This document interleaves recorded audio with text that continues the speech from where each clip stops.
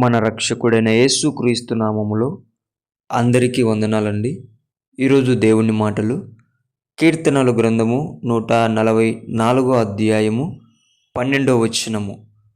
మా కుమారులు తమ యవన కాలమందు ఎదిగిన మొక్కల వలె ఉన్నారు. ప్రియ దేవుని బిడ్డలారా, జాగ్రత్తగా మళ్ళీ ఒకసారి వినండి. మా కుమారులు తమ యవన కాలమందు ఎదిగిన మొక్కల వలె ఉన్నారు. ఎండిపోయిన మొక్కల వలె అని చెప్పడం లేదు, ఎదిగిన మొక్కల వలె ఉన్నారని చెప్తూ ఉంటున్నాడు.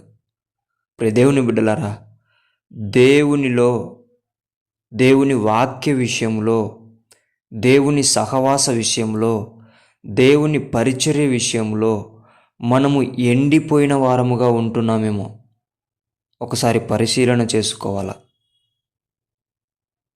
మనం గర్వపడి పడిపోయిన స్థితిలో ఉంటున్నామేమో ఒకసారి జ్ఞాపకం ఉంచుకోవాలా. ప్రియ దేవుని బిడ్డ, మనం ఎవ్వరం కూడా ఎండిపోయిన వారిలాగా ఉండకూడదు.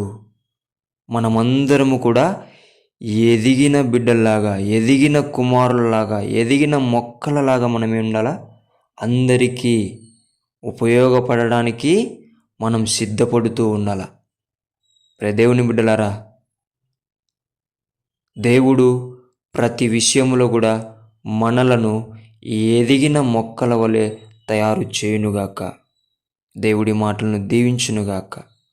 ప్రార్థించుకుందాం. యేసయ్యా, మీకు వందనాలు, స్తోత్రాలు ప్రభువా. మా జీవితాలను పరిశీలన చేసి మాతో మాట్లాడే దేవుడా, నీకు వందనాలయ్యా. మేము నాయనా ఎండిపోయిన మొక్కల వలె ఎవరికి పనికి రాని వారిగా తయారవుతున్నామేమో నాయనా. అటువంటి బిడ్డలుగా కాక తండ్రి, ఇక్కడ నీవు మాట్లాడినట్టు నీ కుమారులు యవ్వన కాలమందు ఎదిగిన మొక్కల వలె ఉంటారని సెలవిచ్చిన దేవుడా, అలాగున ఎదిగిన మొక్కల వలె అందరికీ ఉపయోగకరంగా తయారయ్యే బిడ్డలుగా మమ్మల్ని నీవే మార్చమని, సరిచేయమని యేసు నామములో ప్రార్థిస్తున్నాము తండ్రి. ఆమెన్.